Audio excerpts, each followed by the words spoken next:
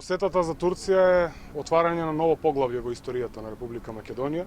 Практично прв пат оди некој во Турција да ги посети македонските здруженија, знаете, согласно податоците, кои што ни ги кажа од градот Измир и од уште еден друг град во Турција, живеат околу 1 милион македонци кои што се иселиле. Тие се турци кои што се иселиле 50-тите години. И навистина емоциите беа огромни да се слушнат како тамошните македонци кои што долги години живеат во Турција зборуваат македонски јазик. И тие кои што се родени во Македонија, но и тие кои што се иселиле од Македонија зборуваат чист македонски јазик. Имавме навистина многу отворени разговори за нивните потреби кои што ги имаат, за нивните намери за доаѓање, за инвестиции. Таму имаме многу познати бизнисмени кои што се по потекло од Македонија, многу познати лекари и сакаат секој на свој начин да придонесе нешто за Македонија. Знаете дека и од Струмица има голем број од струмичките села, зборувам како регион, луѓе кои што се имаат иселено, особено во градовите Измир и во градот Маниса, што всушност имавме средба со тамошните градоначалници, со кајмаканите на општините и секако со валиите на градовите, што е навистина за респект.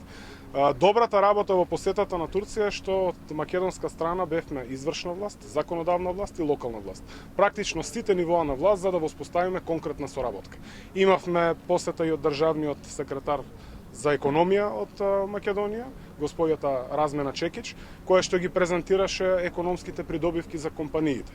Што е важно да се потенцира во разговорите со тамошните градоначалници, дека треба да се наоѓаат потенцијални инвеститори согласно капацитетите кои што ги имаме ние како држава и како општина.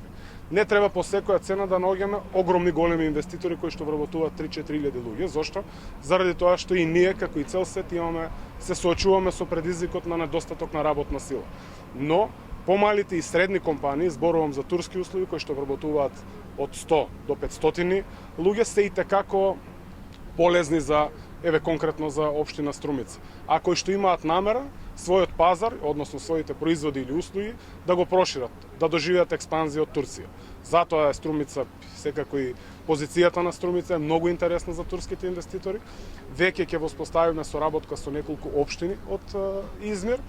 Зборувам, ќе воспоставиме соработка, крајната цел не ни е збратимување по секоја цена, но соработка со градоначалниците, со советите, со компаниите, со стопанските и со занечиските комори кои што и tekako се доминантни во Република Турција, ќе имаме многу силна соработка и јас сум убеден дека тоа ќе биде основата за идната соработка. А понатаму секако и во делот на културата кој што е многу важно, овде вреди да се спомене дека еден од најпознатите турски новинари Серхан Аскер организираше 2 часа емисија посветена на македонската делегација која што е отидена во Измир и во Маниса, каде што ги промовираше македонската традиција и култура. Имавме дечиња, односно девојчиња од фолклорна низа од Струмица, кои што на најдобар начин и во најдобро можно светло ја представија македонската култура на публика од 80 милиони луѓе.